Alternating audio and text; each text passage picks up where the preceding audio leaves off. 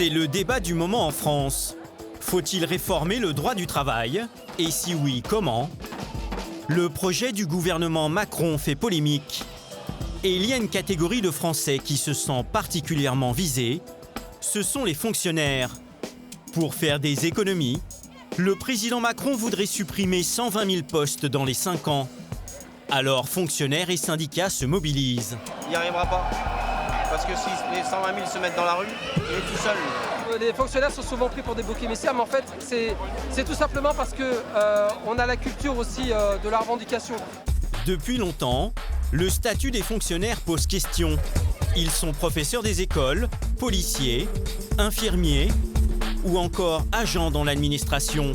Payés par l'État, ils bénéficient de la sécurité de l'emploi et sont souvent montrés du doigt. Mais surtout, ils pèseraient aujourd'hui trop lourd dans le budget de l'État. Leur nombre a explosé, passant de 3,5 millions à 5,5 millions en 30 ans. Alors, les fonctionnaires sont-ils trop nombreux? Nous coûtent-ils trop cher? Ont-ils trop de privilèges? De quels avantages profitent-ils exactement? Pour le savoir, nous avons enquêté pendant des mois dans tout le pays. Vous allez découvrir que certains fonctionnaires profiteraient du système. Dans ce tableau-là, les croix noires correspondent en fait aux agents absents. Eh ben dites donc, vous allez vous faire taper, hein, parce que il va falloir partir plus tôt. Dans certaines villes, les dérapages sont tels que les services publics ne sont même plus assurés. Ça fait entre 4 000 et 12 000 mètres carrés qui ne seront pas nettoyés demain. Beaucoup plus grave, nous avons découvert que des centaines de fonctionnaires continuent à être payés depuis des années sans travailler. Un véritable scandale d'État. Les gens ils doivent regarder d'un drôle d'air quand vous dites que vous gagnez un salaire sans avoir de métier. Pour mettre fin aux abus, certaines mairies ont décidé de réagir avec des méthodes plutôt étonnantes. Il y a une retenue de 101 €. Mais parfois, le système semble presque impossible à réformer. Notre enquête sur les fonctionnaires nous a conduit dans cette mer turquoise, à 15 000 km de la métropole. Dans ce paradis, certains amassent des petites fortunes. Ça fait dans les 70 000 €, on va dire. On a le salon, on a une terrasse. Quels sont exactement les avantages dont bénéficient les agents de l'État en Outre-mer? Sont-ils toujours justifiés? Je pense que ça va en dégoûter plus d'un.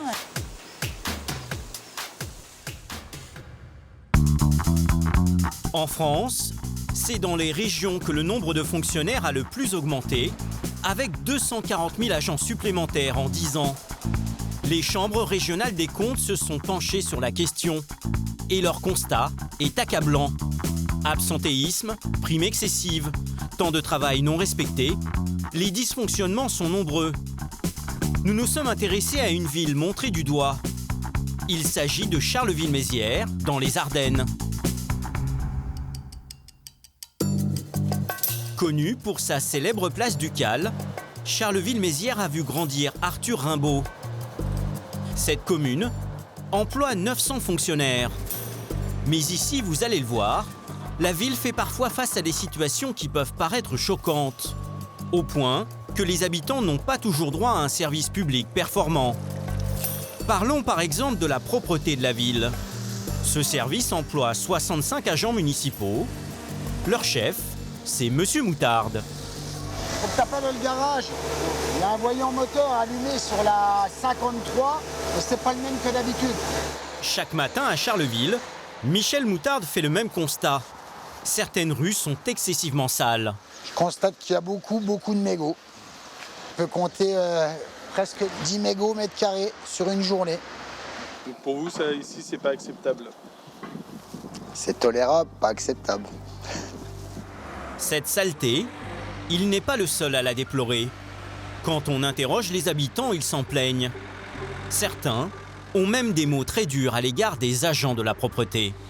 Il y a des rues qui sont vraiment plus sales que d'autres, quand même. C'est vrai que faut reconnaître que ça paraît un peu bizarre quand même. Pourtant, il y a suffisamment de machines, il y a suffisamment de personnel, a priori. Savez-vous comment on les appelle? Ça, les mains dans les poches. La plupart les appellent comme ça, les mains dans les poches. Ce type de problème, il n'y a pas qu'à Charleville qu'on le déplore. Des rues sales, des déchets qui jonchent les trottoirs, des poubelles qui s'accumulent, comme ici à Paris, vous en avez sûrement vu dans votre ville. Plusieurs communes de France sont touchées par ce problème et vous allez très vite comprendre pourquoi. À Charleville-Mézières, voici les bâtiments d'où partent chaque matin les agents de la propreté. Yanous, comme ce matin avec Nanar, au Karcher, donc à Manchester. Il est 9h tapantes et à l'étage, il y en a un qui redoute ce moment. Merci bien. Ce directeur de service découvre chaque matin ceux qui ne viendront pas travailler et au courrier du jour... Donc aujourd'hui, nous en avons 4, voilà. Sur ce secteur, 4 agents sur 15 ne viendront pas travailler, soit 25%. Un cas classique dans la fonction publique. Chacun a envoyé une feuille d'arrêt maladie signée d'un médecin. Ce justificatif d'absence est obligatoire. Pour Olivier Granet, le casse-tête commence. Il doit réorganiser les équipes de nettoyage. Pour cette équipe, demain, j'ai 2 absents. Voilà, donc deux personnes qui sont malades. Et donc, on va regarder comment ça va impacter la planification du lendemain. Si un agent est capable de nettoyer entre 2000 et 6000 m² par jour, 2 personnes, ça fait entre 4000 et 12 000 m² qui ne seront pas nettoyés demain. Et voilà le problème ici. L'absentéisme chez les fonctionnaires. À Charleville-Mézières, il bat des records. En 2015, chaque agent a été absent en moyenne 40 jours par an, en plus de ses congés. 40 jours contre 17 jours seulement dans le privé. Résultat, tous les services de la ville sont impactés.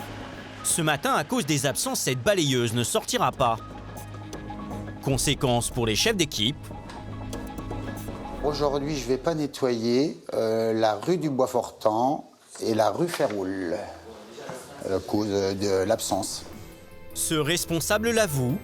Chaque jour, des dizaines de rues sont sacrifiées. Il a fallu diviser la ville par catégorie de priorité pour pallier les absences. La place historique et ses alentours sont nettoyés tous les jours. Mais plus on s'éloigne du centre, plus le nettoyage est aléatoire. L'absentéisme a non seulement des répercussions sur la propreté des rues, mais il donne un surcroît de travail aux agents qui sont présents. Par exemple, des fois, les agents nous envoient sur 2 secteurs à la journée, par exemple, pour essayer de compenser un peu l'absentéisme des collègues. Et du coup, ça se ressent un peu, c'est un peu plus compliqué, quoi. On demande un peu plus de travail. C'est toujours aux mêmes qu'on demande, c'est des agents présents à qui on demande régulièrement le travail. Et quand on leur demande du travail pour 2 alors qu'ils sont tout seuls, bien sûr que ça tend, ils tendent le dos, ils sont un petit peu énervés, ils sont un petit peu... voilà quoi. Faut pas non plus tirer trop sur la corde parce qu'il faut demander du travail bien sûr, mais il faut aussi tenir compte du nombre d'agents présents et du travail à faire, quoi.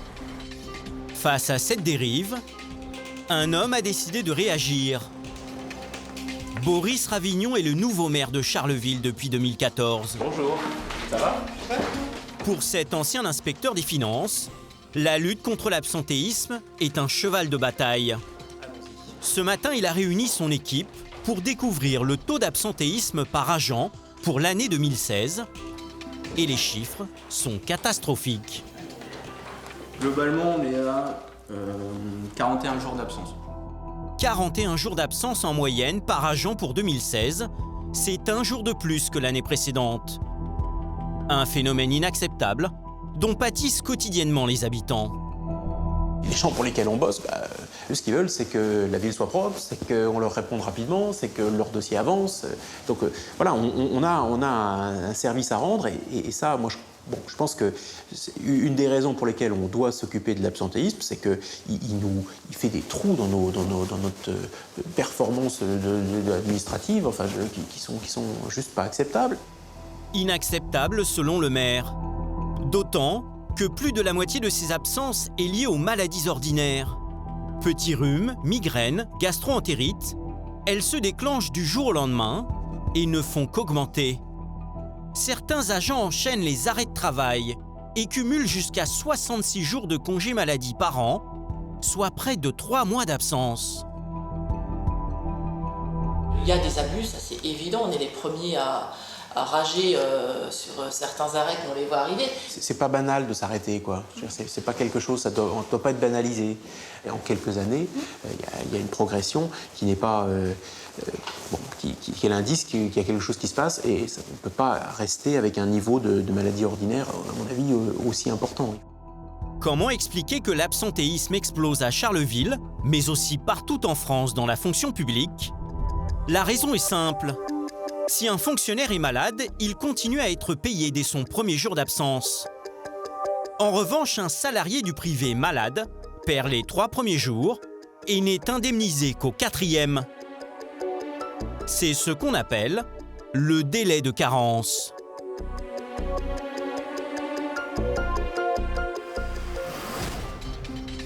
Pour freiner cet absentéisme chez les fonctionnaires, le président Macron souhaiterait aligner le régime de la fonction publique sur le privé. Car l'absentéisme lié aux maladies ordinaires coûte une fortune aux mairies. À Charleville, il y a un endroit où l'on est bien placé pour le savoir. Face à la mairie, voici le musée du patrimoine. Il reçoit 60 000 visiteurs chaque année. Œuvres d'art, céramique, armes d'époque d'une valeur inestimable, un trésor sur lequel veille la directrice Carole Marquet-Morel. Alors ici, on a la marionnette, parce que Charleville est la capitale mondiale de la marionnette. Et à quelques mètres de là, ces fusils. Fabriqués à Charleville il y a 300 ans, ils ont servi au général Lafayette pour vaincre les Anglais. C'est simplement les fusils qui ont permis l'indépendance des États-Unis. D'ailleurs, comme on a une Winchester ou une Remington, eh bien on a un Charleville, c'est devenu un nom commun. Normalement, 2 agents de sécurité doivent surveiller ces pièces, mais ce jour-là, ces chaises sont désespérément vides, dans cette pièce et dans celle-ci aussi. Pas un agent en vue. Carole tente de pallier ces absences répétées grâce à des caméras installées il y a une dizaine d'années. Donc ici, la vidéosurveillance qui est mise en place. Ça permet en fait, d'assurer une surveillance sans avoir besoin d'avoir quelqu'un en place véritablement dans la salle, et donc ça peut permettre une absence. À cause de l'absence des 2 agents de sécurité, celle qui garde un œil sur les salles grâce aux caméras, c'est la caissière. Ici, elle a donc 2 missions. Et ce n'est pas tout. Je vais retourner voir... À 10 minutes de l'ouverture, Carole va apprendre qu'il manque aussi la directrice adjointe du musée et un conservateur. Le planning du personnel est édifiant. Dans ce tableau-là, les croix noires correspondent en fait aux agents absents. Mais une absence qui peut être une récup, qui peut être un congé annuel, qui peut être de la maladie ordinaire. En arrêt maladie, il y en a quoi, 5 Et 6. Et je pense que ça fait 40%. 7 personnes sur 20 sont absentes. Et là encore, ce sont principalement les maladies ordinaires qui sont en cause. Ça nous pousse à être un peu plus créatifs. On va dire que c'est comme au théâtre. On n'est pas le public, il n'a pas à connaître les soucis du metteur en scène, de l'éclairage, du truc qui n'a pas fonctionné ou quoi que ce soit. Ce qu'il voit, c'est le spectacle. Être créatif, c'est en fait embaucher d'autres personnes pour pallier les absences et donc dépenser plus d'argent que prévu. Depuis plusieurs mois, Carline a été embauchée pour remplacer une femme de ménage absente. C'est un salaire supplémentaire à la charge du budget de la ville. Et Carline doit en plus du ménage faire un second travail. Ouais, l'idée, c'est d'acquérir une méthodologie, puis après, Laetitia, tu pourras expliquer les différentes marionnettes à conditionner. Entre 9h et 12h, Carline fait le ménage. Mais ensuite, elle commence une seconde mission avec Laetitia, une conservatrice, qui lui apprend à empaqueter les collections. Cette polyvalence est apparemment monnaie courante ici. Moi, par exemple, je suis guide. Je fais aussi hôtesse d'accueil et surveillance des musées. Je travaille aussi sur les expositions, les collections. Je gère entre autres les collections de marionnettes.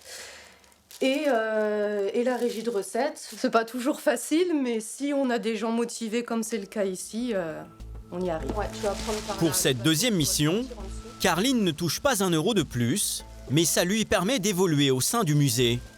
Bah, je crois que c'est bon, mais pas mal. C'est vrai que moi, ça me profite. Mais bon, après, je suis pas sûre que pour l'ensemble de l'établissement, ce soit si profitable. Pas profitable, effectivement. La facture est salée pour le musée. Cette année, la ville a dépensé 75 000 euros en plus pour embaucher 2 personnes supplémentaires. Un argent versé par l'État ou les collectivités territoriales, donc par les contribuables. Un absentéisme qui bat des records, des services désorganisés, des missions qui ne sont plus assurées et des dépenses en hausse. À Charleville-Mézières, la gestion des fonctionnaires coûte très cher. Pour montrer la voie, le maire Boris Ravignon a décidé de faire le ménage dans les comptes de la ville. Ça va faire chaud encore aujourd'hui. Hein. Plus chaud encore. J'espère que ça va, vous tenez bon? C'est pour ça qu'il faut installer la clim partout. Oui, mais alors ça va coûter une fortune à la ville. Et puis bon... oui, je sais bien. Première mesure symbolique, il a divisé son salaire de 6 000 euros par 2 et n'a nommé que 8 maires adjoints au lieu de 15 précédemment. Il a déjà fait 250 000 euros d'économies, mais veut aller beaucoup plus loin. Depuis quelques années à la mairie, il optimise cette machine installée par son prédécesseur. Un boîtier qui n'a l'air de rien, mais c'est une petite révolution ici. C'est une badgeuse, elle contrôle les horaires des employés. Ça calcule notre temps de travail à la journée, comme on doit faire 7 heures. Donc nous, ça nous facilite la vie. La loi impose qu'un salarié travaille 1607 heures par an et un fonctionnaire a droit à 27 jours de congé annuel.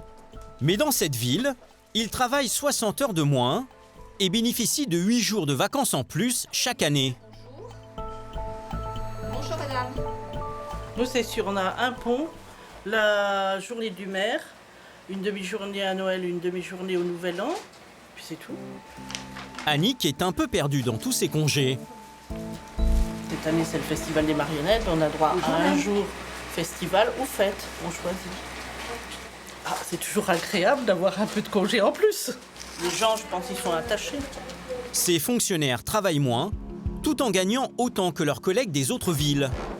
En accordant 8 jours de congés supplémentaires à ses agents, la ville ne respecte pas le temps de travail annuel légal, une situation héritée des années 80. L'origine, c'est un accord passé, tenez-vous bien, avec entre la ville de Charleville-Mézières et Pierre Mauroy en 83. Il y a la volonté d'aller plus loin et de réduire le temps de travail. Et c'est ce qui est fait pendant de nombreuses années, effectivement, dans les années 80-90. Le maire de l'époque a octroyé des journées de congés complémentaires à celles qui étaient de plein droit. Dans les années 80, la sidérurgie est en crise. Le chômage explose dans les Ardennes. Pour y créer de l'emploi, Pierre Mauroy, Premier ministre, réduit le temps de travail des fonctionnaires en accordant 8 jours de congés supplémentaires, une spécificité ici. Cette mesure a été épinglée par la Chambre régionale des comptes. En 2015, elle déclare « La durée annuelle de temps de travail est inférieure de 60 heures à la durée légale, ce qui représente pour la commune un coût annuel d'1,5 million d'euros. » Malgré ce rapport, rien n'a changé à Charleville-Mézières. Le maire craint une grève de ses agents en cas de réforme. En général, les avantages acquis, personne ne revient jamais dessus. Après, ça peut être un autre mode d'organisation qui se met en place. Le maire de Charleville-Mézières parviendra-t-il à réduire l'absentéisme et les dépenses de la ville? Il s'est donné 1 an pour inverser la tendance. Ailleurs, d'autres maires ont déjà trouvé la parade. Pour diminuer l'absentéisme, ils ont mis en place des méthodes radicales. Aulnay-sous-Bois, une ville de 80 000 habitants de la banlieue parisienne. Ici, le taux d'absentéisme par fonctionnaire est de 32 jours par an en moyenne, presque le double du privé. Ce chiffre a un impact direct sur le quotidien des habitants. Il y a un domaine dans lequel cela est encore plus inquiétant, c'est celui de l'éducation des enfants. Aulnay-sous-Bois dispose de 23 écoles maternelles. À la cantine, 2000 enfants doivent être surveillés. Le taux d'encadrement réglementaire impose la présence d'un adulte pour 16 enfants maximum à surveiller. Ici, celle qui veille à la sécurité des petits, c'est Pascale Couder. En général, je suis toujours la première parce que c'est moi qui gère les absences du matin. Et il y en a beaucoup? Il y en a pas mal. Il est 7h30. La coordinatrice des assistantes maternelles découvre la liste des absences laissées la veille par sa collègue. Eh bien, j'en vois déjà 6 de marqués ce matin. 7 même. 7 sur 110 assistantes. Et ce n'est que le début. Le téléphone ne va pas arrêter de sonner. Oui, allô? Restez en ligne, s'il vous plaît. Ah, vous êtes dans les bouchons. D'accord, donc vous n'êtes pas arrivé. OK. Eh bien, dites donc, vous allez vous faire taper, hein, parce que je vais... voilà, il va falloir partir plus tôt. Oui, allô? Les enfants, ils doivent être encadrés, parce qu'on est quand même en maternelle. Il y a un minimum d'encadrement. Donc, nos agents sont faits pour cela. En quelques minutes, le nombre d'assistantes absentes a grimpé. Elles sont 18 sur 110, soit 16%. La plupart pour maladies ordinaires. Pour surveiller les 2000 enfants de moins de 6 ans, Pascale déclenche vite les grandes manœuvres. Donc vous allez sur l'école du bourg. Alors aujourd'hui et éventuellement demain, d'accord? Au volant de sa voiture, voici Amarilda, contactée par Pascale. Amarilda fait partie de ce qu'on appelle la brigade volante. Je ne sais jamais où je vais travailler. Tous les jours, c'est la surprise. En plus des 110 assistantes attitrées, il existe une équipe de 12 remplaçantes volontaires pour compenser les absences. Elles découvrent souvent leur affectation juste avant l'ouverture de l'école. C'est des enfants que vous connaissez, du coup, vous travaillez pas souvent avec eux? Alors non, pas forcément. Je ne connais pas forcément tous les enfants, mais les collègues sont là pour m'aider. La journée s'annonce compliquée, car Amarilda est la seule remplaçante pour 3 fonctionnaires absentes. Du coup, Pascale, la coordinatrice, vient vérifier si cela peut tenir. Bonjour. Bonjour, ça va? Ça va et vous? Oui, contente ici. Malgré la présence de sa chef, cette assistante le reconnaît immédiatement. Ici, elle et son équipe sont au bord de la rupture. Il y a des jours où c'est dur parce que c'est nous. Comme moi, j'ai 2 classes de moyens. Des fois, je suis obligée de laisser mes 2 classes de moyens pour aller remplacer chez les petits. Et des fois, j'ai pas envie parce que moi, j'ai mes 2 classes. Mes maîtresses, elles râlent aussi parce que mon travail, je peux pas faire mes ateliers. Voilà. C'est un peu... C'est pas facile hein, de gérer des fois. Hein. Si les assistantes maternelles saturent, c'est que les absences se répètent. Chaque jour, Pascale doit remplacer entre 10 et 15 agents dans les écoles. Ça va? Ça va. Ouais. Il y a un moment de grande tension où les assistantes n'ont pas le droit à l'erreur. C'est le repas à la cantine. Amarilda et ses collègues doivent préparer la nourriture, servir les enfants et veiller à ce qu'il n'y ait aucun incident. Le travail est le même partout, sur toutes les écoles, sauf que on doit s'adapter au rythme des maîtresses, des professeurs des écoles et au rythme des collègues. Ce jour-là, 2 assistantes n'ont pas été remplacées. En temps normal, chacune gère une dizaine d'enfants. Alors aujourd'hui, celles qui travaillent sont au maximum de ce que la loi autorise. Pour la cantine, on ne peut pas prendre au-delà de 16 enfants. C'est impossible. Au niveau de la sécurité, c'est comme ça et on ne peut pas prendre au-delà. Donc là, c'est très très C'est douce. impossible. Là, c'est vraiment limite, quoi. On est vraiment dans la norme, sans plus. Pour réduire le nombre d'absences, la mairie a décidé de frapper un grand coup. Et c'est le directeur des ressources humaines qui est à la manœuvre.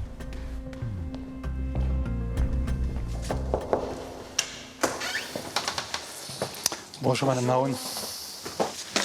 C'est Hugo. Donc pour janvier, février, mars.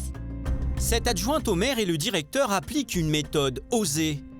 Taper dans le portefeuille des fonctionnaires. Au-delà de 15 jours d'absence par an, la mairie prélève sur chaque salaire 7 € pour chaque jour d'absence supplémentaire. Bah là, on a un exemple de fiche de paye.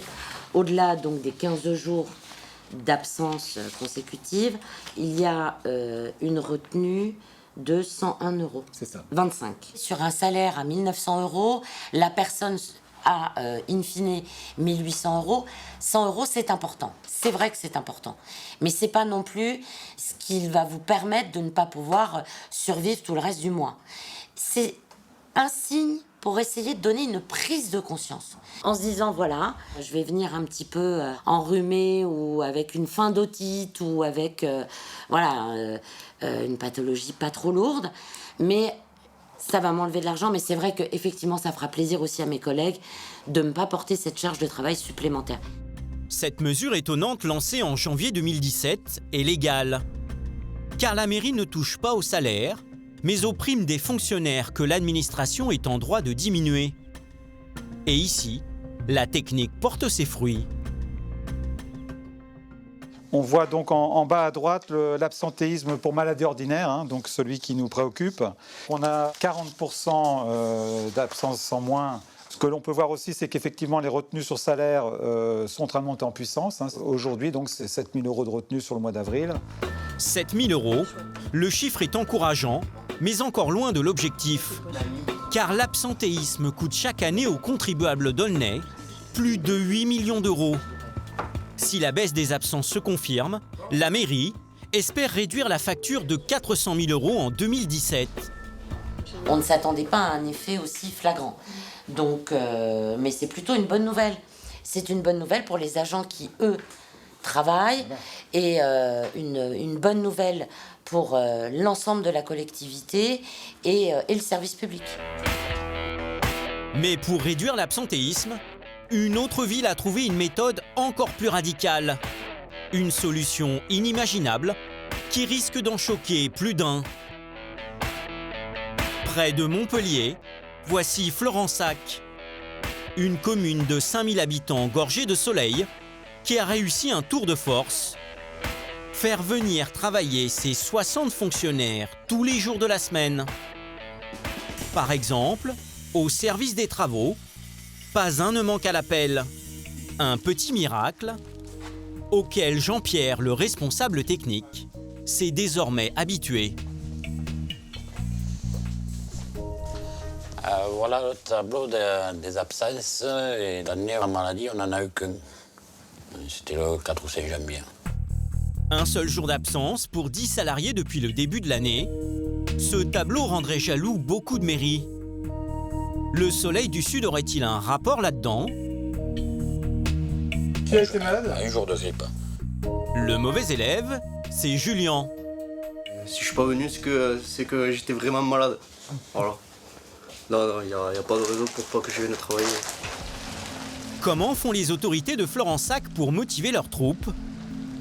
Eh bien ici, la mairie a inventé une prime d'un nouveau genre. Une prime de présentéisme. Ces fonctionnaires touchent un bonus quand ils sont bien à leur poste. Tu m'appelles dès que tu as fini. Ok. En clair, si l'employé est présent tous les jours du mois, il touche plus d'argent. J'ai vu que j'allais avoir 50 € tous les mois en plus, quoi. Parce que bon, moi je parle pour moi, je suis rarement absent, donc ça me fait toujours 50 € de plus. Vous avez bien entendu. Uniquement parce qu'ils se présentent à leur travail, ces fonctionnaires reçoivent une prime de 600 € à la fin de l'année. Un cadeau du ciel qui motive. Ça fait du bien, ça aide pour partir en vacances, on met ça de côté. On part en vacances une semaine avec la copine ou quoi, et c'est toujours bien. On en profite un peu plus. Au lieu de prendre une semaine en vacances, on en prend deux. Ce bonus financier a été voté il y a 4 ans par le maire et ses adjoints. Et aucun fonctionnaire de la commune n'a protesté. Tout le monde serait content de l'avoir, la prime. C'est facile, quoi. Et c'est pas un peu bizarre, cette prime, justement? Si, c'est bizarre, ouais, c'est un peu bizarre. Mais bon, après, on nous la donne, on serait bête à refuser. Une première en France. Dans ce petit village, tous les fonctionnaires y ont droit, dans tous les services. Comme dans cette école.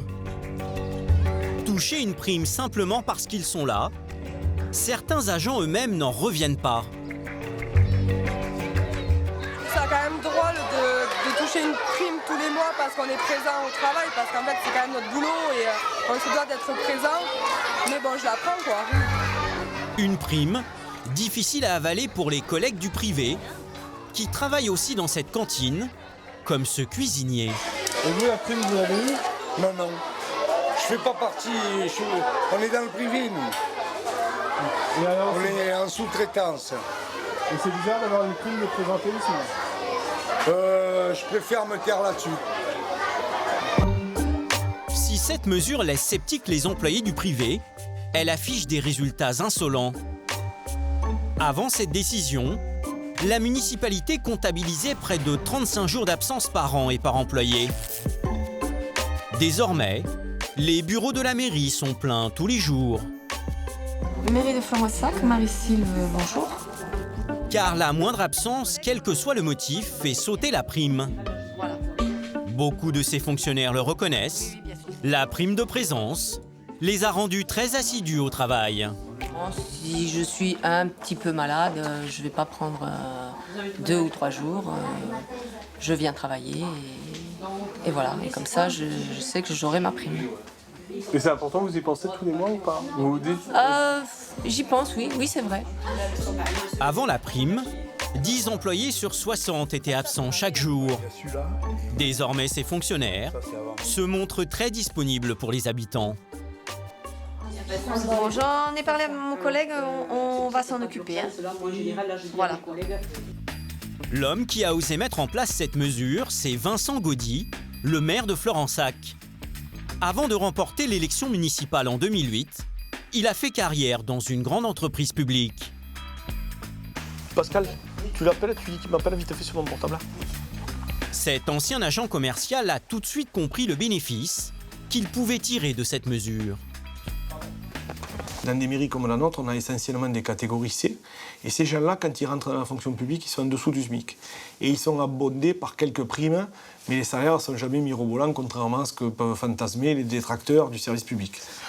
Donc on s'est dit, si on leur amène un petit plus, qu'on les fait adhérer au projet communal, ils vont être encore plus performants, encore plus heureux dans leur travail. 600 € sur la paye de janvier, quand les fêtes sont passées, quand la morosité est là, quand on a souvent des traites d'impôts à payer, etc., c'est un moment où il y a une efficacité psychologique et le levier de la prime est important. Aujourd'hui, quand le maire retrouve sa directrice générale pour faire le point sur l'absentéisme, il respire. Pour la 4e année consécutive, la totalité de ses 60 fonctionnaires a touché la prime. On peut voir que la prime qui a été versée cette année va de 50 € à 600.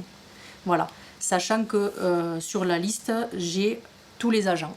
Tous les agents font un effort, certains plus que d'autres, puisqu'il y en a un qui a eu que 50 €, ou alors il avait une santé fragile cette année. Hein. Ça aussi, c'est possible. Hein. On est passé à quasiment 2000 jours d'absence sur une année, à 700 jours d'absence sur une année.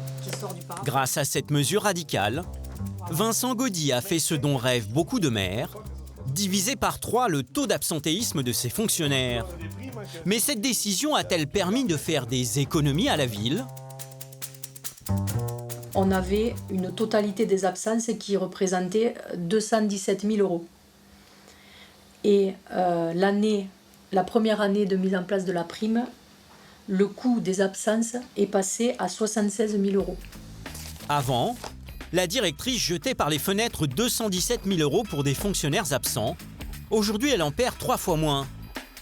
Cette année, la totalité des primes de présence versées n'a coûté que 20 000 € à la commune. Un pari gagnant et surtout rentable pour les contribuables. Ah non, non, c'est pas magique, c'est simplement mathématique. Il y a rien, on ne fait pas de la magie dans les mairies, on fait que de la gestion et avec des euros. Hein.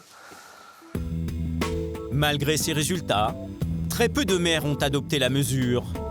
Cette prime de présence choque encore beaucoup de citoyens.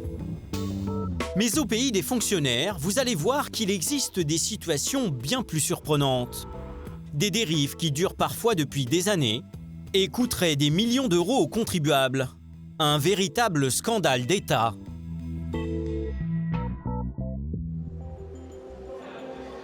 Retour dans le Nord, à Charleville-Mézières. Ce matin, le maire Boris Ravignon fait grise mine. Dans le journal local s'étale une affaire qui empoisonne la commune depuis des années. Les fonctionnaires fantômes. Des agents qui ne viennent carrément plus au travail depuis plus d'une décennie, mais que la ville continue à payer. En 2001, 5 cadres dirigeants de la ville ont été déchargés de fonctions. C'est-à-dire qu'ils ont été privés de leur poste, mais dans la fonction publique, eh bien, les textes ne permettent pas de se débarrasser, y compris d'un directeur général des services ou d'un directeur général des services techniques. Donc ils ont été finalement mis sur la touche, mais ils ont continué à être rémunérés par la collectivité. Des fonctionnaires mis au placard depuis 2001, mais qui perçoivent toujours leur salaire. Comment cette situation est-elle imaginable? C'est une loi de janvier 1984 qui la rend possible. Le texte est clair. Quand un fonctionnaire est privé de son emploi à cause de la réorganisation d'un service ou d'un changement de majorité, l'agent reçoit 100% de sa rémunération pendant les 2 premières années. Ensuite, cette somme baisse progressivement jusqu'à atteindre la moitié de la rémunération initiale. Les 5 fonctionnaires privés de poste en 2001 ont touché de 3 à 6 000 € par mois sans avoir à travailler. Le pire, c'est que pour certains, cela dure depuis 15 ans. Pour les contribuables, la note est salée, près de 2,5 millions d'euros.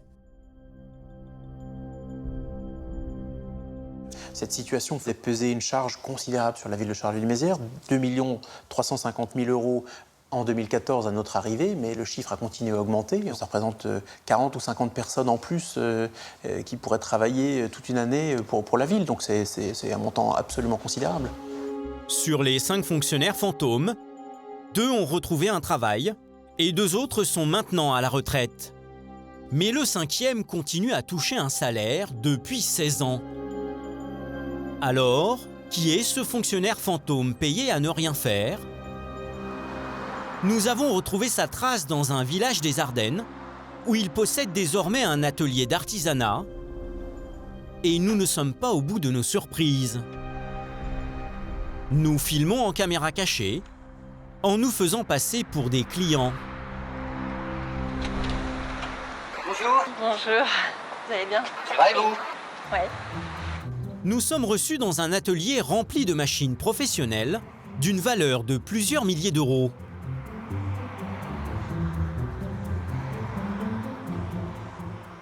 Ça, c'est ce qu'on appelle un glory, c'est un four de réchauffe. Et ça fonctionne 24 heures sur 24 et je ne l'utilise pas tout le temps parce que ça coûte très cher. D'accord. Son travail comme cadre dans la fonction publique en mairie semble loin derrière lui. Désormais, il est artisan et fabrique des objets. Moi, je suis verrier, c'est fini. Moi, ce que je faisais avant, c'est terminé. C'est plus mon domaine d'activité.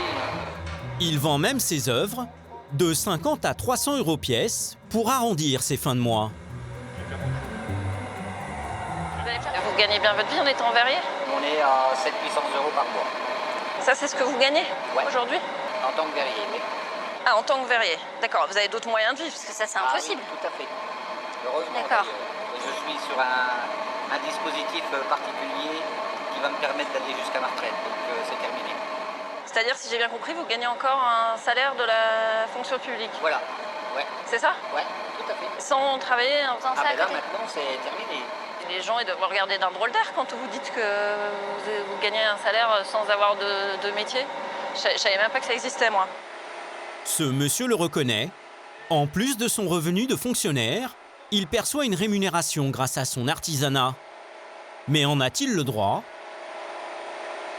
C'est légal, c'est pas... Bien sûr que c'est légal. Mais du coup... Il n'y a rien d'illégal. C'est un truc qui est tout à fait particulier, qu'on ne comprend pas. Ouais, sauf que là, vous avez... Pardon, mais vous avez continué à être payé. C'est pas mal, quand même. Beaucoup moins. Beaucoup moins. Beaucoup moins. Mais ça doit représenter des sommes monstrueuses pour la ville. Mais c'est pas grave, ça, ils n'en ont rien à foutre. Vous trouvez ça normal? Non, je ne trouve pas ça normal, non. Pas si facile à vivre. C'est une situation qui n'est pas normale. Mais elle est légale. Elle est légale, mais elle n'est pas normale. C'est surprenant, mais légal. Seule condition, sa rémunération de fonctionnaire doit être réduite des salaires perçus à titre du cumul d'activités. Déduit-il ses revenus d'artisan de son salaire de fonctionnaire? impossible à dire.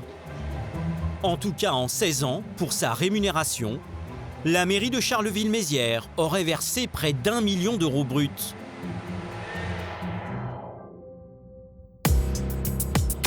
En poursuivant notre enquête, nous avons appris que la situation de ce fonctionnaire n'était pas un cas isolé.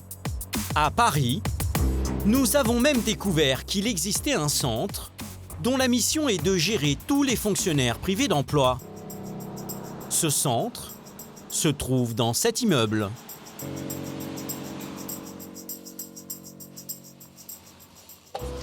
Je passe directement. Oui, bonjour madame, je suis journaliste, je suis à l'accueil parce que ça fait plusieurs mois que j'essaie de joindre votre service. J'ai fait des demandes dernièrement par mail et j'ai pas eu de réponse. L'hôtesse d'accueil nous a transférés au service communication. Nous réitérons notre demande d'interview. Alors je vais vous faire patienter quelques instants le temps qu'on arrive à la joindre. D'accord. Mais une fois encore, personne ne souhaite nous parler de ces fonctionnaires privés d'emploi. Excusez-moi. Alors oui. Il est en réunion toute la journée, donc ce ne sera pas possible de la voir aujourd'hui. Il n'y a personne d'autre qui peut me répondre, que je peux voir ou pas? Je peux rien faire de plus. En insistant, nous finissons par recevoir un mail. Il indique qu'il existe dans toute la France 448 cas de fonctionnaires fantômes. Ces agents resteraient en moyenne pendant 6 ans dans cette situation. Les mairies verseraient chaque année 12 millions d'euros à ces fonctionnaires fantômes. Et quand on ajoute à ces agents municipaux ceux des hôpitaux et de l'État, le montant atteint des sommets. Un bureau d'études a réalisé ce chiffrage au niveau national. À sa tête, Agnès Verdier-Molinier. Avec ses équipes, elle a fait le total des salaires versés à tous ces fonctionnaires fantômes. Si on compte les agents privés d'emploi, les FMPE et les agents qui sont en congés spéciaux uniquement au niveau des collectivités locales, on est sur autour de 30 millions d'euros par an. Si on additionne, si on extrapole plutôt, en se disant que dans les autres fonctions publiques, la fonction publique hospitalière et la fonction publique d'État, on doit grosso modo être au même nombre, c'est-à-dire un peu en dessous du millier d'agents concernés, vraisemblablement on est sur 90 millions d'euros, c'est-à-dire entre 90 et 100, c'est pas rien. Pour cette spécialiste qui se bat pour réduire les dépenses de l'État, le problème tient au statut des fonctionnaires et à leur emploi à vie. On est à 3200, à peu près 3200 sanctions et seulement 102 révocations pour plus de 2 millions d'agents. Donc on est quand même sur un chiffre qui est extrêmement faible. Souvent, il y a des blâmes, des avertissements qui en réalité devraient aboutir sur des révocations et ce n'est pas le cas. Emploi à vie, fonctionnaires fantômes, absentéisme record, la liste des dysfonctionnements dans la fonction publique est longue. Mais il existe un autre aspect de la fonction publique que de moins en moins de Français acceptent aujourd'hui. C'est ce qu'on appelle les avantages des fonctionnaires. Et dans certains cas, il faut bien l'avouer, cela peut aller loin, très très loin. Aéroport Roissy-Charles de Gaulle. Il est 7 h du matin. Plusieurs milliers de voyageurs s'apprêtent à quitter la grisaille de la capitale. Alors, c'est où? C'est où? Ah, le panneau qui est là-bas. Parmi eux, Philippe, 58 ans, et Yvette, 70 ans. Ce couple part au bout du monde. Jean-Luc, le fils d'Yvette, ne les reverra pas de sitôt. Il a tenu à leur dire au revoir. 10h25, Los Angeles. 3 à l'heure. En fait, Philippe et Yvette ne partent pas du tout en vacances. Los Angeles, c'est notre escale puisque nous partons sur Papeete, Polynésie. Un rêve de gamin d'aller loin, une opportunité également puisque c'est dans le cadre d'une mutation. Je suis fonctionnaire. Philippe travaille pour le ministère de la Justice. Agent administratif depuis 18 ans auprès de la Cour d'appel d'Aix-en-Provence, il a postulé il y a 6 mois pour travailler à Tahiti. Ça va aller. Bah oui. De toute façon, c'est vite. C'est l'aventure quand même. Ah oui, l'aventure. Ouais, mais bon, une belle aventure. Cette belle aventure n'est pas donnée à tout le monde. Le billet d'avion Paris-Tahiti est l'un des plus chers. En classe économique, il coûte près de 2 000 €. Mais Philippe est fonctionnaire, alors il n'a rien payé. Son billet et celui de sa compagne sont pris en charge par l'État.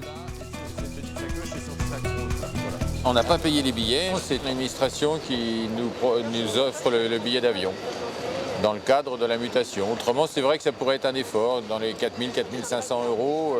Je pense que nous sommes des milliers à avoir envie d'avoir ce genre de billet. Mais bon, cette fois-ci, c'est pour nous. Un bel avantage pour ce fonctionnaire. Et dans les prochains jours, il va en cumuler beaucoup d'autres. Car l'État fait un véritable pont d'or à ses agents qui partent travailler en Outre-mer. Bonjour, 92 A et B. C'est là? Ce sera au deuxième rang. Bah parfait. La nouvelle vie de Philippe et Yvette va se dérouler à 15 000 km de la métropole. En plein milieu de l'océan Pacifique, Tahiti, le joyau de la Polynésie française. Cette île paradisiaque, peuplée de 200 000 habitants, abrite des paysages exceptionnels et une nature à couper le souffle.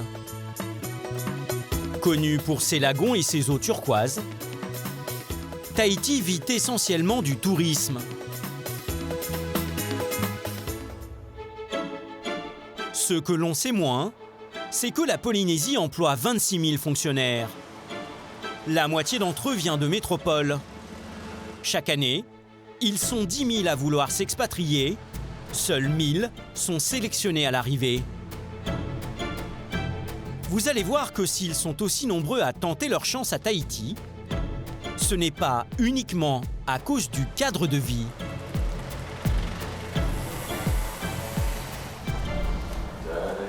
Alors, un café. Après 24 heures de voyage, Philippe et Yvette ont posé leurs valises dans un appartement loué pour quelques jours. Pour le moment, ils savourent la vue. Magnifique. Ouais, magnifique, c'est vrai. C'est reposant, c'est... Ouais. Très très beau. On a à la fois Moorea en face, la montagne bien verte, la mer entre les deux, tout parfait. Comme la plupart des fonctionnaires de métropole, le couple part pour 4 ans. Une nouvelle vie qui commence par la recherche d'un logement, direction le centre-ville de Papeete. Il est magnifique, c'est le clocher qu'on voit de la maison, ça. Il est très beau, je trouve, hein, vraiment très très beau. Trouver un logement à 15 000 km de chez soi et disposer d'un budget suffisant, ce n'est pas toujours simple. Mais pour eux, cela va être plus facile et vous allez comprendre pourquoi. 250 000 là. Ouais. Les 4 pièces, regardez, il est beau là. Ouais. Les locations sont affichées en francs pacifiques. 250 000 francs de loyer, cela correspond à 2 000 € par mois. C'est le double de ce que le couple payait à Aix-en-Provence. Mais ici, ils comptent bien s'offrir beaucoup mieux. Yvette va se montrer très exigeante avec l'agent immobilier. Alors. Moi, je suis assez précise. C'est Oui. pas pété, dernier étage, 100 mètres carrés, une grande terrasse. D'accord. L'appartement dont vous parlez, il est là. 5 minutes à pied de la cathédrale. Voilà. En plus, un petit peu en arrière, donc pas de bruit. C'est un immeuble moderne, parking souterrain, portail automatique, digicode. Beaucoup d'argent. Rapidement, l'agent cherche à connaître le métier de Philippe. Non, j'imagine. Et vous allez faire quoi comme... Je travaille pour le ministère de la Justice. L'agent immobilier a compris, il est face à un fonctionnaire. Alors, il se met à lui proposer des villas avec piscine. Une vue magnifique, super quartier, piscine, grande maison. Voilà, très sympa. Ça fait rêver quand même. Hein. Bah oui. Ça fait rêver tout le monde. Oui, Dès bah que vous déjà, parlez de Tahiti. Tahiti, ça fait rêver tout le monde. C'est clair. Non. Quand je l'ai visité, c'est très sympa. Là, le prix. Alors, il l'a proposé à 250, mais elle vaut 200. Voilà. 1 700 € par mois pour cette villa de 100 mètres carrés. C'est plus que ce que Philippe payait en métropole, mais ça ne l'effraie pas. En fait, pour qu'il puisse s'installer ici, l'administration lui paye 25 % du loyer. Et cela, l'agent immobilier le sait parfaitement. Les fonctionnaires sont des bons clients. Donc à partir du moment où on entend, c'est le mot magique, hein, fonctionnaire, on sait qu'on va être payé. Les propositions de l'agent se poursuivent. Voilà, en duplex, 80 mètres carrés avec un jardin privatif de 200 mètres carrés et une piscine privative. Et vue sur la mer de ce côté-là. Finalement, après 1 heure de rendez-vous, le couple part visiter cette dernière villa avec piscine. À Tahiti, les collines ont un petit air d'Hollywood. Mais ces villas de rêve ne sont pas habitées par des stars ou des familles bourgeoises. En majorité, elles sont occupées par des fonctionnaires expatriés. Si les agents de l'État peuvent se faire plaisir, c'est qu'ils bénéficient d'une aide au logement conséquente de leur administration. Mais pas seulement. Philippe et Yvette découvrent ce havre de paix avec piscine, jardin de 200 mètres carrés et une vue imprenable sur la barrière de corail. L'agent va tout faire pour les convaincre. Vraiment, plus on s'écarte de Tahiti, plus on a des prestations de qualité et un confort. Ouais, c'est un petit peu ce qu'on commence à réaliser là. Ici, là. À Tahiti, les fonctionnaires expatriés comme Philippe représentent plus de la moitié des transactions. Ils sont choyés par les agences immobilières, mais pour le moment, Philippe fait le difficile. Mais ce que je veux surtout pas, c'est me précipiter. Je suis rarement très enthousiaste. Rarement. Pour remporter le contrat, l'agent a un argumentaire bien rodé. Il y a de la verdure, il y a de l'espace. En fait, c'est un petit peu les deux choses que les fonctionnaires peuvent chercher en arrivant à Tahiti. On a quand même envie, en général, d'avoir de la hauteur, retrouver de la fraîcheur qu'on peut justement trouver en hauteur. Arrive enfin la question essentielle. C'est combien ici? 170 000. D'accord. Combien? 170. 1 400 € par mois. C'est 400 € plus cher que leur précédent appartement en métropole. Mais Yvette semble conquise. Là, on quitte un 70 mètres carrés pour 1 000 €. Bon, beau logement, mais 70 mètres carrés. Là, j'ai de l'herbe, j'ai des arbres. Ça nous convient mieux. Mais là, le petit coin piscine, c'est pas grand, mais c'est hyper sympa hein, quand il fait chaud. Hein. Faut quand même s'éloigner. Entre la retraite de coiffeuse d'Yvette et le salaire de Philippe en métropole, le couple n'a que 2 500 € de revenus. Louer des maisons à 2 000 €, a priori, c'est impossible. Et pourtant, quelques jours plus tard, c'est sur cette villa cossue qu'ils ont arrêté leur choix. Loyer mensuel 1 700 €. Si Philippe peut se le permettre, c'est bien entendu grâce à l'aide au logement de 400 €, mais pas seulement. Alors, avantages financiers et matériels des emplois de fonctionnaires.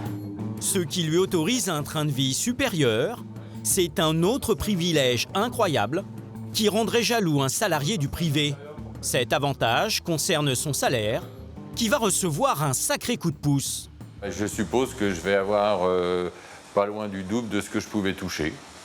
Donc je pense dans les 3 000 €. Après, il y a des primes qui vont sûrement s'ajouter à tout ça. Vous avez bien entendu. Pendant 4 ans, Philippe va voir son salaire passer de 1 700 € net à plus de 3 000 € net. Pour les fonctionnaires, c'est la règle. Plus ils travaillent loin de la métropole, plus ils sont augmentés. C'est ce qu'on appelle l'indexation du salaire. Par exemple, dans les Antilles, un agent de l'État expatrié gagne 40% en plus. À La Réunion, c'est 50%. Et à Tahiti, c'est le jackpot, 84% en plus. Et vous n'avez encore rien vu. Non seulement son salaire est doublé en raison de l'éloignement, mais grâce à la distance, il touche aussi une grosse prime accordée par l'État. Je me doute de tous ces petits avantages, enfin petits avantages, de tous ces avantages. Comme là, il y a également une prime d'éloignement qui nous est versée en 2 temps, égale à 10 mois de traitement brut. Prime d'éloignement égale à 10 mois de salaire, rémunération doublée chaque mois, billets d'avion payés, coûts d'aménagement financés. Et nous ne sommes pas au bout de la liste des avantages. En plus du congé traditionnel, j'ai 2 mois de vacances tous les 2 ans. Philippe avait droit à 1 mois de congé, mais ici, à l'issue des 2 premières années, il se verra attribuer 2 mois s'il revient en métropole. Un avantage hérité des années 50. À l'époque, La traversée en bateau prenait plusieurs semaines. Aujourd'hui, le voyage en avion dure 24 heures, mais ce privilège existe toujours et ce n'est pas fini. On bénéficie d'une année de retraite supplémentaire pour 4 ans. Grâce à ce dépaysement à Tahiti, il a droit à 12 mois de cotisation automatique. En clair, il pourra partir à la retraite 1 an avant tout le monde. Cette succession de prérogatives ne le surprend même pas. Ça me semble tout à fait, on va dire, correct, normal, voilà. On s'expatrie, on quitte notre famille, on quitte une certaine façon de vivre, on s'adapte, donc c'est un choix aussi, ça c'est certain. Mais ce choix, à mon sens, doit être aidé également par un support financier. On va pas s'en plaindre. Ah ben non, non. Au contraire. Billets d'avion, aide au logement, salaire doublé, prime d'éloignement, aide au déménagement, suppression de l'impôt sur le revenu, congés supplémentaires, bonification de la retraite. Le bilan est franchement positif. Mais Philippe n'a rien demandé. Il bénéficie juste des avantages attribués aux fonctionnaires expatriés. Quand on interroge les habitants de Tahiti sur ces privilèges, la pilule a du mal à passer. Être fonctionnaire ici dans la Polynésie française, ça t'assure à vie. Les fonctionnaires, ils gagnent de l'argent, mais ils ne travaillent pas. Ah, mais ils ont des salaires démesurés. Ouais, ils touchent en moyenne 4 000 € tranquille. En juillet 2017, la Cour des comptes a épinglé dans un rapport la surrémunération des 160 000 fonctionnaires d'outre-mer. Elle coûterait chaque année 1,4 milliard d'euros à l'État français, c'est-à-dire aux contribuables.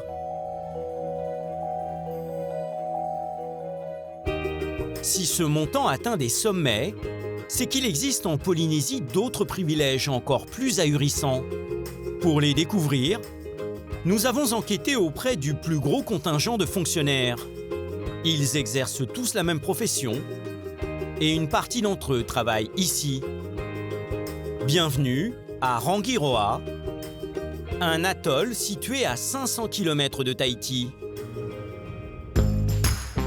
L'endroit abrite l'un des plus beaux spots de plongée au monde. Ce jour-là, plusieurs passionnés de fond marin s'accordent un petit plaisir. Ils ressemblent à des touristes, mais en fait, ils ont tous un point commun. Professeur de lettres espagnoles au collège, Manuel Valero, arrivé comme moi cette année au mois d'août, début août. Oui. Enseignant aussi au collège, SVT. Ces professeurs travaillent au collège de Rangiroa. Ils sont tous originaires de métropole. Vous venez de quelle région de France, du coup? Du nord de la France. Entre l'île et Dunkerque, c'est pas la même mer. Il paraît qu'il y a des gens du monde entier qui viennent ici pour plonger. Alors on se dit s'ils viennent, c'est qu'il y a quelque chose à voir. Et on va faire pareil.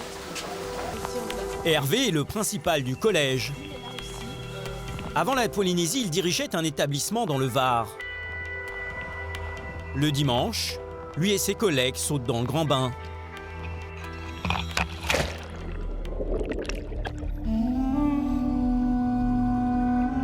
Pendant 1 heure, ces enseignants vont profiter des merveilles des fonds marins. Ce n'est pas un énième avantage, mais une occupation favorite des expatriés sur cet atoll.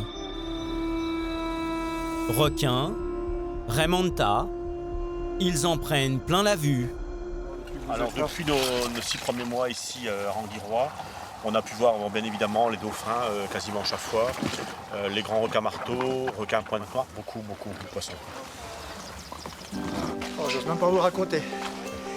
Les dauphins, ils sont venus à 1 mètre de nous. Mais vraiment, génial, impeccable, vraiment super. Et ça fait 2 de plus au collège. Ouais. Plongeurs? Ah oui. Il y a quand même un paquet de plongeurs hein, maintenant. Ouais. Comme tous les fonctionnaires expatriés, les professeurs travaillent en Polynésie pendant 2 ans, un contrat qu'ils renouvellent souvent pour 2 années supplémentaires. Car de tous les atolls polynésiens, celui-ci est le plus éloigné de la métropole. Du coup ici, on trouve les enseignants français les mieux payés de la République. Allez les enfants, on y va. Allez. Bonjour. Bonjour. Ça va? T'aimes bien les vacances? Non. Non? T'aimes pas les vacances? T'aimes pas les vacances? Ça, c'est rare, ça. Voici le collège de Rangiroa, un établissement scolaire qui compte 23 professeurs et 325 élèves. Ils viennent d'une quinzaine d'atolls. La plupart sont en internat et ne rentrent chez eux que tous les 6 mois. C'est la rentrée des classes après 15 jours de vacances. Mets ton polo, s'il te plaît. Allez, merci. Bonne journée. Merci. Ici au collège, depuis quelques années, les enfants ont le même polo et le même t-shirt avec le logo du collège. Ça évite d'avoir les disparités entre les gens. Les élèves, ça a sonné, on y va! Pour gérer le collège, Hervé peut compter sur Dominique, le principal adjoint. On bouge les élèves, ça a sonné! Les filles, on bouge! Son rôle est essentiel. Il s'occupe de l'emploi du temps des 23 professeurs. À 15 000 km de la métropole, en classe, les cours sont exactement les mêmes que dans l'Hexagone. Est-ce que c'est un poème? Est-ce que c'est un texte qui raconte une histoire? C'est une scène de théâtre. Allez, au travail. Dominique est en poste depuis près de 4 ans. Il rentre en métropole dans quelques mois. Ici, il s'occupe aussi des rémunérations des enseignants. Combien sont-ils payés? Le principal adjoint a accepté de nous parler de son salaire et de celui des professeurs. Chef d'établissement adjoint, comme moi, à métropole, il est, quand il est au dernier échelon de la 2e classe, il est à 3 200 € net par mois. Et ici voilà. Ben ici, c'est multiplié par 2,08. Le salaire de Philippe, fonctionnaire à la justice, était multiplié par 1,84. Ici, il est multiplié par 2,08. Un taux supérieur, car l'atoll de Rangiroa est encore plus loin que Tahiti. Dominique gagne plus de 6 600 € net par mois. C'est 1 000 € de plus qu'un député français. Le jeudi 2 dans la matinée, quoi. Les professeurs, eux, gagnent environ 4 500 € net, alors qu'en métropole, ils seraient à 2 500. Aucun n'a voulu répondre à visage découvert. Nous avons donc utilisé une caméra cachée pour aborder le sujet. Bon, vous parlez ou pas Non, non, c'est même pas la peine. Vous allez dire dans les villages, partout, là, que les salaires des enseignants, est-ce que c'est justifié? Occupez-vous de vos affaires. Il faut remettre les choses en perspective, parce que c'est vrai que ça peut être choquant pour quelqu'un qui est en métropole. Ouais. Surtout actuellement, parce que bon, c'est un petit peu vache maigre en ce moment. Demandez aux autres, pas à moi.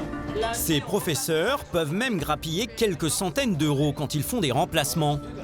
Ce jour-là, Dominique et Hervé, son chef, ont un problème à régler. 10 heures de remplacement, en fait, que je vais proposer aux collègues sur le jeudi 2. Donc on a 3 enseignants absents pour cause d'intempéries coincés à Tahiti, donc on va s'adapter. Donc c'est urgent ce matin, c'est trouver des collègues enseignants qui veulent bien remplacer. Remplacer des professeurs n'est jamais une mission facile. Combien ça fait d'élèves au total?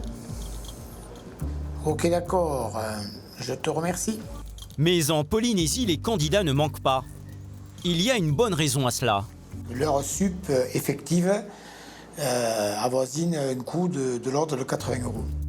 80 € brut de l'heure de remplacement au lieu de 35 en métropole.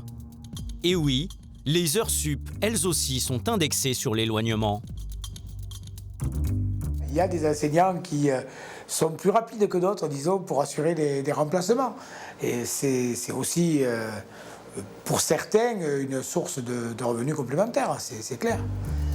Dominique ne va pas mettre longtemps pour trouver un remplaçant. C'est Claude, l'un des plongeurs de la veille, qui saute sur l'occasion. Bonjour, ça va? Dominique, j'ai vu que tu m'avais proposé... Oui, j'ai envoyé un mail pour les remplacements du collègue de maths. Est-ce que tu as reçu? Oui, j'ai reçu tout ça, là. Ouais. Donc, moi, ce qui m'intéresserait, c'est peut-être les 5e Farah, si c'est possible. Ok. Claude fait son choix. Arrivé il y a seulement 6 mois, cet enseignant découvre le montant de l'heure supplémentaire. Combien? 80 € brut. C'est bien, je sais. Ouais. Je n'ai même pas calculé. C'est bien, mais voilà. Ouais. Ah bon, c'est une bonne nouvelle. Très bonne nouvelle.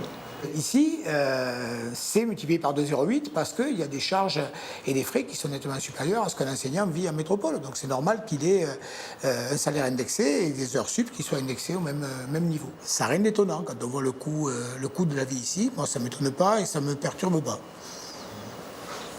C'est sûr qu'on dépense énormément. La vie est chère à Tahiti. Ce serait donc la justification. Le salaire des fonctionnaires serait plus élevé pour compenser le coût de la vie. Au départ, c'est vrai. Tout remonte à une décision du gouvernement français datant de juin 1950. À l'époque, la différence des prix entre Tahiti et la métropole est exorbitante. On crée donc les surrémunérations pour motiver les fonctionnaires à s'expatrier loin de chez eux. Mais aujourd'hui, le coût de la vie sur cet atoll justifie-t-il toujours une telle augmentation de salaire? Pour le savoir, nous sommes allés chez Hervé le principal. Lui et sa femme se sont installés dans cette maison il y a 6 mois.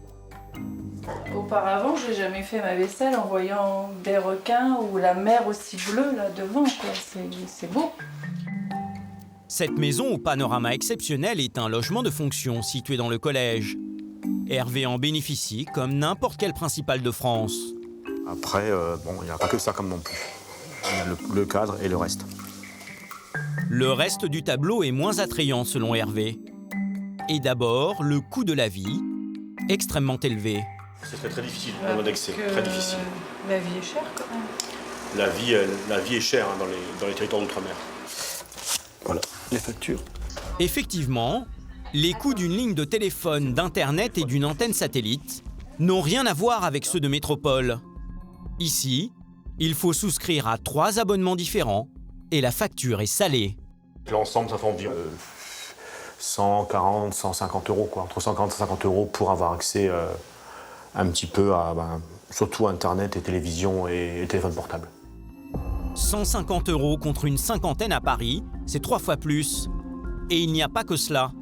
Pour s'installer en Polynésie, Hervé et sa femme ont engagé beaucoup de dépenses pour meubler cette maison. On a acheté le lit. Alors le lit c'est 24 000. Hein. Le matelas, par contre, tu vois, c'est 40 000 un matelas comme ça. 64 000 francs pacifiques pour lit et matelas, soit 500 euros. Le salon, ça nous a coûté 200 000. Juste le canapé et les 2 poufs. 200 000 francs pacifiques, soit 1 600 euros pour le canapé, et c'est sans compter le coût du transport lui-même. Pratiquement 23 000 de frais de bateau. Donc environ 200 euros pour faire venir ton canapé, quoi. Pour l'ensemble des meubles pour aménager la maison d'arrivant, on va compter avec la salle à manger, le salon, les lits, les matelas, environ 800 000 francs pacifiques, donc ça fait 6 500 euros, à peu près. Plus la voiture qu'on a payé 800 000 euros. 800 000 francs. Oui, 800 000 francs. Cette vieille voiture d'occasion coûte tout de même 6 500 euros. Déménagement, meubles, voiture. Au total, les frais d'installation du couple se montent à près de 15 000 euros. C'est beaucoup. Mais souvenez-vous, en tant que fonctionnaire, Hervé a droit à une prime d'éloignement censée couvrir ses frais. Et celle d'Hervé est très confortable. Ça fait dans les 70 000 euros, on va dire. Bilan de l'affaire, 15 000 euros d'installation sur une enveloppe de 70 000. Il reste 55 000 euros dans les poches d'Hervé. On ne peut pas dire qu'il soit perdant. Ça reste une belle opération, mais ça dépend ce que l'on fait en Polynésie. Nous, on fait le choix de venir en Polynésie, pas pour cette opération financière, on vient pour visiter, pour découvrir. Puisque ce n'est pas l'installation sur place qui justifie les surrémunérations, est-ce tout simplement le coût de la vie? J'ai plus de légumes. Les dépenses du quotidien sont-elles importantes, au point d'expliquer pourquoi l'État a maintenu une surrémunération? Les produits de consommation vendus sur cet atoll sont-ils beaucoup plus chers qu'en métropole? Pour le savoir, nous avons suivi Annie dans un supermarché local. À Rangiroa, il n'y a pas de grande surface, on trouve seulement 3 épiceries, avec les mêmes articles qu'en métropole.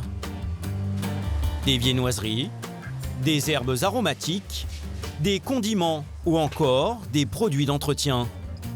Quand on regarde certaines matières premières, difficile de trouver une différence avec la métropole. Le beurre, c'est le même prix. Pratiquement, oui, non, c'est le même prix. On en trouve même du moulé avec du sel de Guérande et tout. Et non, c'est le même prix. Le beurre, c'est le même prix. Alors, le riz est pas cher parce qu'ici, c'est un produit de consommation, on va dire presque tous les jours. On mange du riz. Donc là, c'est 218 francs, on va dire 2 euros pour 1 kilo. Les pâtes, c'est pareil, c'est voilà, 159 francs. On va dire que ça fait 1,20 €. Bon. Les aliments de base ne sont pas chers, car les autorités locales encadrent ces prix pour permettre aux familles modestes de se nourrir. En France, je pense que c'est 2 € une bouteille de cola. Et là, c'est 490 francs, donc ça fait plus 4 € au passé, quoi. Plus de 4 €. En revanche, dès qu'on s'attaque aux produits de marque ou aux denrées moins indispensables, les prix s'envolent. Alors, il y a du fromage, il y a du roquefort. Alors, le bout de roquefort, il est à 500 francs, ça fait 4 €. C'est le double du prix français. Parce que de toute façon, je vais l'acheter, j'en ai besoin. Arrive le passage en caisse et la différence de prix sur ce panier de courses se fait clairement sentir. C'est 1168. Ça fait environ 50 €, 55 €. 50 €, c'est 40% de plus que pour un même panier en métropole. Voilà, madame. Merci. Passez une bonne journée. Le coût de la vie ici est donc multiplié par 1,4.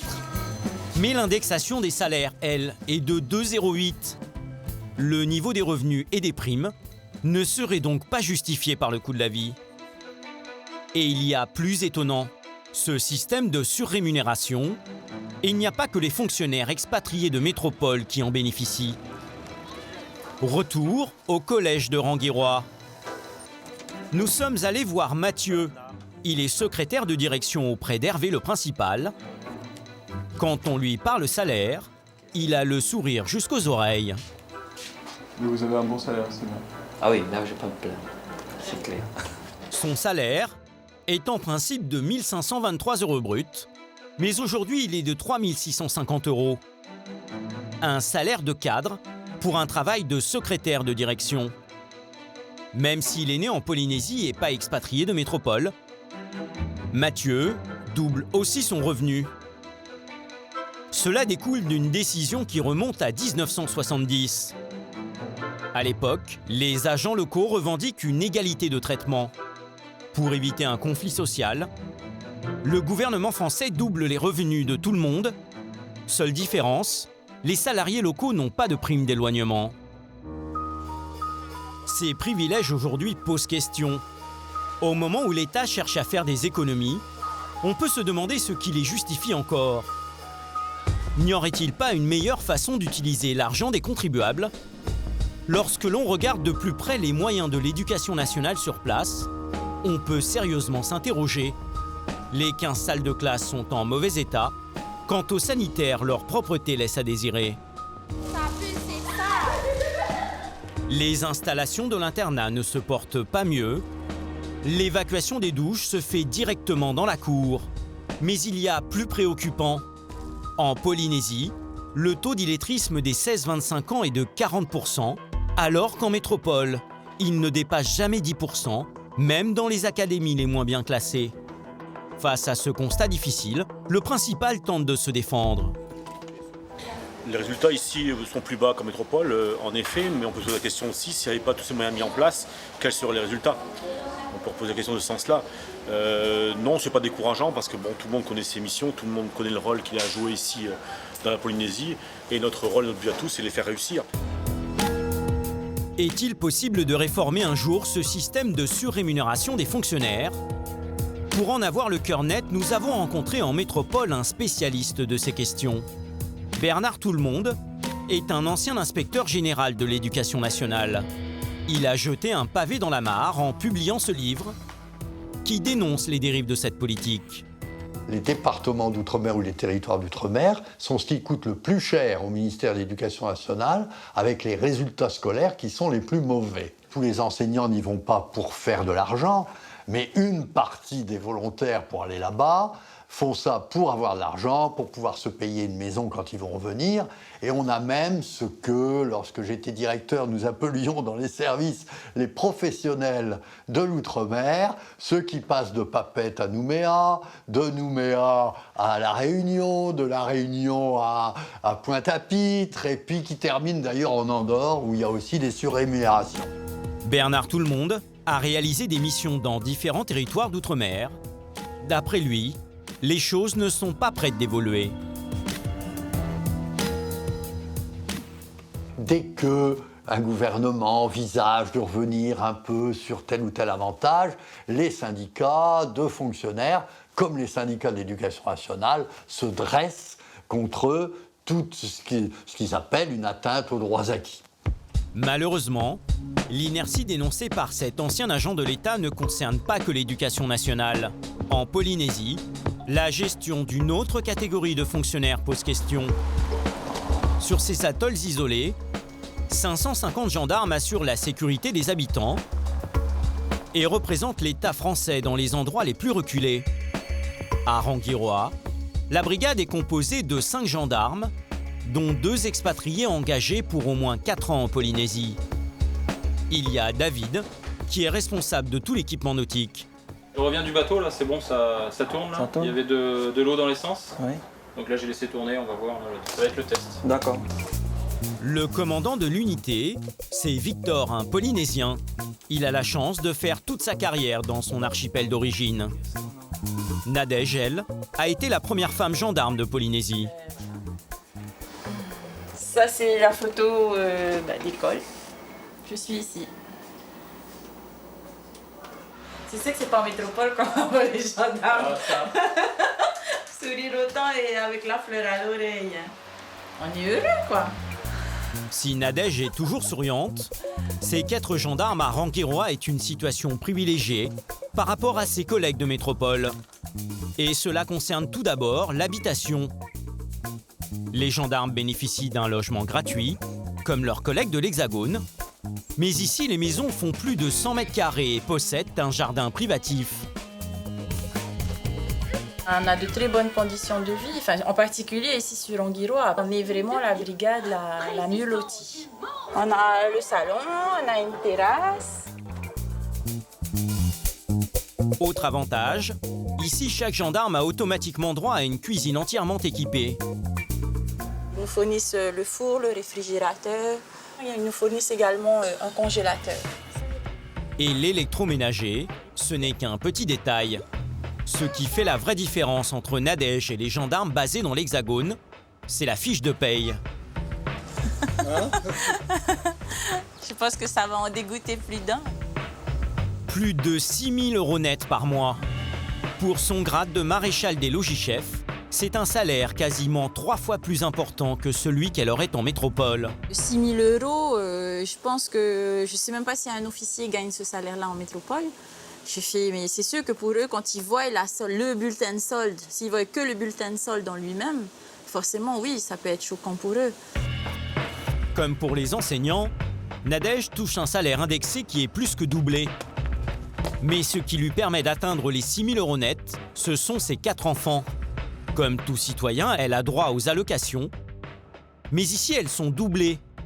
Un bonus qui lui rapporte 1 700 € en plus. Quand on rentre en gendarmerie, on s'est dit, ben voilà, on aura, y a l'hébergement, il y a la maison, on a un bon salaire, on a la sécurité de l'emploi. Donc c'est sûr que ça peut devenir un rêve pour beaucoup de Polynésiens, surtout de nos jours où on voit que la vie est de plus en plus difficile pour trouver du travail. Nadège a de la chance, car elle ne sera jamais mutée. Elle bénéficie en effet d'un statut particulier qui lui permet de rester gendarme à vie sur ce petit joyau de la Polynésie française. Moi, personnellement, je suis mieux ici en Polynésie qu'en métropole. Les gendarmes de Rangiroa méritent-ils une telle différence salariale par rapport à la métropole? Leur tâche est-elle plus dangereuse ou plus complexe qu'à Bordeaux ou à Besançon? Premier constat, c'est vrai qu'ici on leur demande d'être plus polyvalents. Ouais, je suis bien ici pour un acte d'huissier aujourd'hui. Tu sais, concernant... vous aviez fait appel dans le dossier des dénonciations là, au Kéora. Ouais. Alors qu'en métropole, les militaires s'occupent principalement d'assurer la sécurité des habitants, ici, David doit parfois endosser plusieurs casquettes dans la journée. Il peut être examinateur du permis de conduire, notaire, agent des douanes ou encore huissier comme aujourd'hui. Voilà, une petite signature. Allez, merci. Ok, tu perds pas, hein? T'en auras pas d'autre, t'en auras pas d'autre. Autre contrainte, les distances. Ces gendarmes doivent être prêts à couvrir de très vastes étendues. Ainsi, il faut plus d'1 heure en bateau pour se rendre sur Maereon, une île qui a connu une violente tempête quelques jours plus tôt. Donc on va essayer de faire un petit passage là où il y a des gens qui habitent pour voir s'il n'y a pas eu trop de dégâts suite aux dernières intempéries d'il y a une dizaine de jours. Sur cet îlot, Gilles, un métropolitain, a créé une maison d'hôte éloignée de toute civilisation. Les gendarmes viennent vérifier que les dégâts subis ne représentent pas un danger pour la sécurité des touristes. T'as eu des dégâts ici un petit peu hein? Alors j'ai eu des dégâts au niveau des toitures. Là on voit bien que le vent a tout enlevé. Il ne nous reste plus que des morceaux. Même au bout du monde, la présence des gendarmes est toujours rassurante en cas de problème. Et si on avait vraiment un gros problème, je pense qu'ils viendraient nous aider physiquement. On a exactement le même rôle qu'un gendarme peut avoir en métropole. On est les seuls représentants de l'État, c'est une évidence que même si on a un peu moins de travail qu'ailleurs, notre présence est indispensable sur l'atoll de Rangiroa et les autres atolls. Une présence fondamentale, certes, mais a-t-on réellement besoin des 500 gendarmes déployés dans toute la Polynésie pour 200 000 habitants, alors qu'en France, le ratio est 2 fois moins important? En visitant la gendarmerie de Rangiroa, on se rend vite compte que l'activité des militaires n'a rien à voir avec celle de la métropole. Donc là, ici, ce sont donc les 2 cellules de la brigade. Vous en servez souvent? Surtout lorsque nous avons des interventions avec des ivresses publiques et manifestes. C'est tout neuf, c'est vient d'être fait. Ici, le taux de criminalité est 10 fois moins élevé que dans une petite ville de métropole. Ça, c'est toutes les gardes à vue. Voilà, 14. Après, il n'y en a plus. La dernière, c'est celle-là. En dehors de ces 14 cas de bagarre ou d'ivresse sur la voie publique l'an dernier, on ne peut pas vraiment dire que Victor et ses hommes soient débordés. Garde à vue. Depuis que je suis en poste, l'administratif me prend beaucoup plus de temps que le judiciaire. Mais je pense que c'est nécessaire pour que tout le monde puisse vivre convenablement, je veux dire, en caserne. Mais certains problèmes administratifs qui occupent le commandant de brigade sont pour le moins inattendus. En fait, là, j'ai un problème administratif, c'est-à-dire ce matin, j'ai un de mes gendarmes qui m'a prévenu que son réfrigérateur est tombé en panne. Donc, il faut commander un nouveau réfrigérateur à papeter. Donc, il faut faire une demande. Ça fait partie, on va dire, des tâches administratives qu'incombe le commandant de brigade. Les gendarmes sont logés et surtout aussi, ils sont meublés, voilà. Et dès qu'il y a un problème, comme c'est le cas ce matin, un réfrigérateur qui tombe en panne, c'est à moi de faire le nécessaire pour pouvoir le remplacer. Plusieurs fois par semaine, le commandant devient l'intendant et gère les problèmes de plomberie ou d'électroménager de ses hommes. Beaucoup voient les gendarmes en Polynésie, c'est le soleil, la plage et les cocotiers. Oui, je suis d'accord, c'est ça, mais c'est pas que ça. Nous n'avons pas de contexte terroriste. Nous n'avons pas de grand banditisme. Donc oui, le travail n'a rien à voir entre la métropole et la Polynésie. Par contre, nous, ce que nous avons, c'est ce que je dis, c'est ce que je le répète, c'est l'éloignement. En discutant avec lui, nous allons apprendre quelque chose d'encore plus surprenant. Victor, qui dirige cette gendarmerie depuis 3 ans, avoue qu'il n'a reçu aucune formation correspondante à son grade. Je n'ai pas reçu de formation pour être commandant de brigade. Du fait de l'éloignement, du fait du coût que cela engendre pour nous transporter sur la métropole. Donc voilà, moi je suis commandant de brigade aujourd'hui, mais j'apprends sur le tas. Je n'ai pas eu de formation du tout. C'est dingue ça. Mais je ne suis pas le seul, hein. Je suis pas le seul. Théoriquement, tout commandant de brigade doit suivre un stage de 3 semaines afin d'acquérir des compétences essentielles. Gérer le personnel, appréhender les suspects et surtout assurer la sécurité de sa circonscription. Autant d'enseignements que Victor n'a jamais suivis. Qu'il soit gendarme ou enseignant, les fonctionnaires en Outre-mer bénéficient d'incroyables avantages qui n'existent nulle part ailleurs. Est-il possible de réformer le système ? Peut-on aujourd'hui revenir sur tous ces avantages ? Nous avons posé la question à Olivier Soudry, un économiste spécialiste de la Polynésie. Selon lui, c'est clair, Ces privilèges sont intouchables. Si on l'enlevait, cette surrémunération, c'est entre 10 et 12 points de PIB, c'est-à-dire 10 à 12% de richesse en moins, immédiatement. Il y a certes la fonction publique d'État qui est avec ces surrémunérations, mais la fonction publique territoriale en bénéficie tout autant. Donc si on les enlève pour les uns, on va enlever pour les autres. C'est comme un soufflet qui retombe violemment. Pas beaucoup d'économies dans le monde. On casserait, vous vous rendez compte, 12% de ralentissement d'un seul coup. C'est pas souhaitable. Le statut enviable de ces fonctionnaires devrait donc être maintenu encore longtemps. D'ailleurs, lorsque la question a été abordée par Emmanuel Macron lors de la campagne présidentielle, il a estimé que les avantages accordés aux fonctionnaires d'outre-mer ne seraient pas remis en question.